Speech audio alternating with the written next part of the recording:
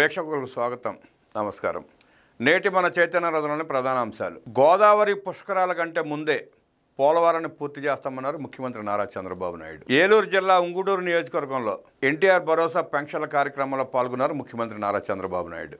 గోపీనాథపట్నం గ్రామంలో కిడ్నీ బాధిత మహిళలను పరామర్శించారు ముఖ్యమంత్రి చంద్రబాబు. బాధిత మహిళ గుడ్ల నాగలక్ష్మికి పెన్షన్ అందించారు. తన ఇంటికి ముఖ్యమంత్రి నారా చంద్రబాబు నాయుడు గారు వస్తున్నారన్న సమాచారంతో నాగభవన్ వాసవి చంద్రబాబుకు ఎదురు వెళ్లి స్వాగతం పలికారు. నాగభవన్ వాసవి చదువుల వివరాలు కనుక్కున్నారు ముఖ్యమంత్రి. కిడ్నీ వ్యాధితో బాధపడుతున్న నాగలక్ష్మి ఆరోగ్య వివరాలను అడిగి తెలుసుకున్నారు ముఖ్యమంత్రి. ఆమెకు మెరుగైన వైద్యం అందించాలని, ఈ సందర్భంగా నాగలక్ష్మి కుటుంబానికి అండగా ఉంటామని ముఖ్యమంత్రి చంద్రబాబు నాయుడు భరోసానిచ్చారు. యుద్ధ ప్రాతిపదికన ప్రాజెక్టులు పూర్తి చేస్తామన్నారు. విజన్తోనే అభివృద్ధి సాధ్యమన్నారు చంద్రబాబు. 1995-2004 మధ్యలో సైబరాబాద్ని అభివృద్ధి చేయబట్టే కోకాపేట, నార్సింగి, నానక్రామగూడ, గచ్చిబౌలి తదితర ప్రాంతాల్లో ఎకరం భూమి విలువ 200 కోట్ల రూపాయలకు చేరిన సంగతి అందరికీ తెలిసిందే. గజం 1,50,000 2 లక్షల రూపాయలు చేరిన పరిస్థితి తెలిసిందే. అదే తరహాలో అభివృద్ధి చేస్తే ఇక్కడ కూడా సాధ్యమవుతుందని చంద్రబాబు నాయుడు గారు ఈ సందర్భంగా వివరించారు. కూటమి ప్రభుత్వానికి ప్రజా సంక్షేమమే పరమావధని, 18 నెలల కాలంలోనే పెన్షన్ల కోసం 50,763 కోట్ల రూపాయలు ఖర్చు చేశామని, చింతలపూడి లిఫ్ట్ ఇరిగేషన్ ప్రాజెక్టుని పూర్తి చేసి తీర్తామని చంద్రబాబు నాయుడు పేర్కొన్నారు. పెన్షన్ల పంపిణీతో పేదల జీవితాల్లో వెలుగు నింపామన్నారు. జగన్ రెడ్డి విధ్వంసం చేసిన రాష్ట్రాన్ని పునర్నిర్మించే అవకాశం ప్రజలు తమకిచ్చారని, 2024 ఎన్నికల్లో హామీ ఇచ్చినట్టే సూపర్ 6 హామీలు మీ అండతో విజయవంతంగా అమలు చేశామని ముఖ్యమంత్రి పేర్కొన్నారు.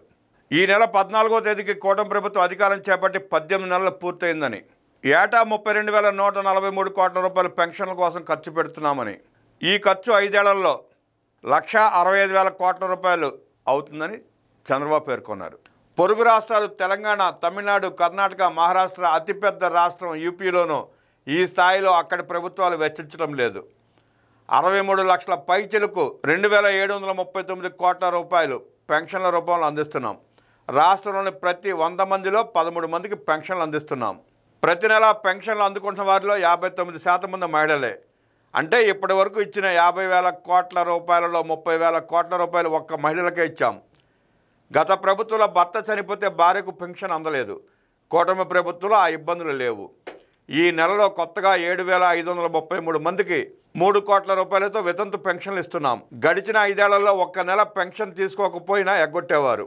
ప్రభుత్వంలో 2 నెలలుగా పెన్షన్ తీసుకొని 1,39,679 మందికి 114 కోట్ల రూపాయలు, 3 నెలలుగా పెన్షన్ తీసుకొని 13,325 మందికి 16 కోట్ల రూపాయలు విడుదల చేశాం. 1984లో ఎన్టీఆర్ పెన్షన్లకు శ్రీకారం చుట్టారు. దాన్ని క్రమంగా పెంచుతూ 4,000 రూపాయలు ఇస్తున్నాం.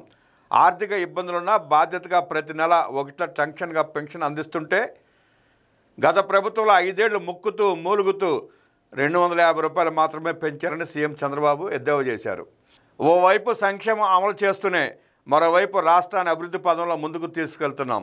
ఇంట్లో ఎంతమంది పిల్లలుంటే వారందరికీ తల్లికి వందనం కింద 15,000 రూపాయల ఆర్థిక సాయం అందిస్తున్నాం. జనాభా సమతౌల్యం కోసం ఆలోచన చేయాలి. అప్పుడే దేశం, రాష్ట్రం అగ్రస్థానంలో నిలుస్తాయి. కానీ కాలక్రమంలో జనాభా తగ్గుదల ఆందోళన కలిగిస్తోంది. దీపం 2 పథకం కింద ఏటా 3 సిలిండర్లు ఉచితంగా ఇస్తున్నాం. ఇప్పటి వరకు 2,85,00,000 సిలిండర్లు ఉచితంగా అందించాం. ఇందుకోసం 2,104 కోట్ల రూపాయలు ఖర్చు చేశాం. స్త్రీ శక్తి పథకం కింద ఉచిత బస్సులో నేటి వరకు మహిళలు 25 కోట్ల ప్రయాణాలు చేశారు. గత 5 ఏళ్లలో స్కూళ్లలో కనీసం సరిపడా టీచర్లు కూడా లేరు. కూటమి ప్రభుత్వం వచ్చాక మెగా డిఎస్సితో 16,347 టీచర్ పోస్టులు భర్తీ చేశామని ముఖ్యమంత్రి ఈ సందర్భంగా తెలిపారు. వ్యవసాయం చేసే రైతు నష్టపోకుండా ఉండేందుకు పంచసూత్రాలు అమలు చేస్తున్నాం. వాటర్ సెక్యూరిటీ, డిమాండ్ ఆధారిత పంటలు, అగ్రిటెక్, ఫుడ్ ప్రాసెసింగ్, ప్రభుత్వాల మద్దతు ద్వారా సాగును లాభసాటి చేసేందుకు ప్రణాళిక అమలు చేస్తున్నాం. డిసెంబర్ 3న రైతన్న మీకోసం పేరుతో కార్యక్రమాన్ని నిర్వహిస్తున్నాం. సమాజంలో ఆహారపు అలవాట్లు మారుతున్నాయి. వాటికి తగినట్టు మనం కూడా సాగు విధానం మార్చుకోవాలి. రైతులు డిమాండ్ ఆధారిత పంటలను సాగు చేయాలి. ఆరోగ్య సమస్యల భయంతో ప్రపంచవ్యాప్తంగా అన్నం తినేవారి సంఖ్య గణనీయంగా తగ్గుతోంది. సమీకృత వ్యవసాయ విధానాలను అవలంబించాలి. టెక్నాలజీ సాయంతో వ్యవసాయం లాభసాటిగా మారుతోంది. ఆక్వా రైతులకు యూనిట్ విద్యుత్ ₹50 ఇచ్చేందుకు చర్యలు తీసుకున్నాం. ఆక్వా కల్చర్ అభివృద్ధి చెందేందుకు 850 కోట్ల రూపాయల వ్యయాన్ని ప్రభుత్వం భరిస్తోంది. ధాన్యం కొనుగోలు చేసిన 24 నుంచి 48 గంటల్లోనే డబ్బులు రైతుల అకౌంట్లో వేస్తున్నాం. జిల్లాల్లో వ్యవసాయ రంగానికి ప్రాధాన్యత ఇస్తూనే పరిశ్రమలు తీసుకొస్తున్నాం. కొబ్బరి, కోకో, కాఫీ లాంటి పంటలకు ఈ ప్రాంతం అనువైనది. ఫుడ్ ప్రాసెసింగ్ పరిశ్రమలు కూడా రావాలి. దశాబ్దాలుగా నెలకొన్న కొల్లేరు సమస్యను పరిష్కరించి రైతులకు న్యాయం చేస్తాం. చింతలపూడి లిఫ్ట్ ఇరిగేషన్ పూర్తి చేస్తాం. అన్ని చెరువులకు నీరందిస్తామని సీఎం చంద్రబాబు స్పష్టం చేశారు. మరో 15 ఏళ్ల కూటమి అధికారంలో ఉండాలని మిత్రులు పవన్ కళ్యాణ్ ఎప్పుడూ అంటుంటారు. ఇటీవల విశాఖలో జరిగిన భాగస్వామ్య సదస్సులో 13,25,000 కోట్ల రూపాయల పెట్టుబడులు వచ్చాయి. ఇప్పటికే 8 లక్షల కోట్ల రూపాయల పెట్టుబడులకు ఆమోదం తెలిపాం. 2029 నాటికి 20 లక్షల ఉద్యోగాలు కల్పిస్తాం. విశాఖ నగరానికి గూగుల్ డేటా సెంటర్ వచ్చిందంటే అందుకు ప్రభుత్వంపై ఉన్న విశ్వసనీయతే కారణం. దేశంలో ఆర్థిక సంస్కరణలు వచ్చాక 1,40,000 కోట్ల రూపాయలు పెట్టుబడులు రావడం, ప్రతి నియోజకవర్గంలో 3 నెలలకు ఒకసారి జాబ్ మేళాలు నిర్వహిస్తాం. 2027 నాటికి గోదావరి పుష్కరాల కంటే ముందే పోలవరం పూర్తి చేసి జాతికి అంకితం చేస్తాం.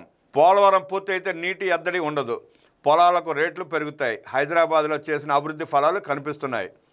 ఒకప్పుడు కోకాపేటలో ఎకరా 10,000 ఉంటే నేడు 160 కోట్ల వరకు వెళ్ళింది. అభివృద్ధి జరిగితే భూముల ధరలు పెరుగుతాయి. కియా కార్ల పరిశ్రమ రాకతో అనంతపురం, పెనుగొండ ప్రాంతంలో పరిస్థితి పూర్తిగా మారిపోయింది. అక్కడ ఎకరం 10 లక్షల రూపాయలు ఉండే భూమి ఇప్పుడు కోట్లలో పలుకుతోంది. ఏపీ అభివృద్ధి లక్ష్యంగా 3 ప్రాంతీయ జోన్లు ఏర్పాటు చేస్తున్నాం. అమరావతి పనులు వేగంగా జరుగుతున్నాయి. 2028 నాటికి అమరావతి ఫేజ్ 1 పనులు పూర్తవుతాయి. ప్రపంచంలోనే సుందర నగరంగా అమరావతిని తీర్చిదిద్దుతాం. తిరుపతిని పర్యాటకంగా అభివృద్ధి చేస్తామని ముఖ్యమంత్రి తెలిపారు. గత పాలకులకు దోచుకోవడం, దాచుకోవడమే తెలుసు. అభివృద్ధి అంటే వారికి నచ్చదు. గతంలో నేను ముఖ్యమంత్రిగా చేసిన అభివృద్ధిని తర్వాత వచ్చిన వాళ్ళు అడ్డుకోలేదు. గత పాలకులు మాత్రం రాష్ట్రాన్ని గంజాయికి కేర్ ఆఫ్ అడ్రస్గా మార్చారు. గంజాయి డాన్గా మారిన ఓ మహిళ కూడా ఇప్పుడు బయటపడ్డారు. వైఎస్ఆర్ కాంగ్రెస్ పార్టీ ఎంత ప్రమాదకరమో ఈ ఘటన ఒకటే చాలు. బాబాయిని గొడ్డలతో చంపి వేరే వారిపై నెపం నెట్టే తరహా నేరాలు రాష్ట్రంలో నడిపిస్తున్నారు. గత ప్రభుత్వంలో దేవాలయాలపై దాడులు జరిగాయి. ఆలయాలు, ప్రార్థనా మందిరాలపై దాడులు చేస్తే చూస్తూ ఊరుకోం. జనవరి కల్లా గుంతలు పడిన రోడ్లన్నీ మరమ్మతులు చేస్తాం. ప్రజల జీవన ప్రమాణాలు పెరగాలన్నదే కూటమి ప్రభుత్వ లక్ష్యం. టాటా సంస్థ సహకారంతో digital nerve centre Sanjeevani project తీసుకొచ్చాం. ప్రతి ఒక్కరి హెల్త్ కార్డులను డిజిటలైజ్ చేసే ప్రక్రియ చేపట్టాం. తలసరి ఆదాయం 58 లక్షల రూపాయలకు పెంచడమే లక్ష్యంగా ముందుకెళ్తున్నాం. ప్రధాని మోదీ సమర్థ నాయకత్వంలో 2047 నాటికి ప్రపంచంలో నెంబర్ 1గా మన దేశం నిలుస్తుంది. అప్పటికి మన స్వర్ణాంధ్ర కళ సాకారం అవుతుందని సీఎం చంద్రబాబు పేర్కొన్నారు. అనంతరం ప్రజావేదిక సభలో P4 కార్యక్రమానికి సంబంధించి బంగారు కుటుంబాలను, మార్గదర్శకులను సీఎం అభినందించారు.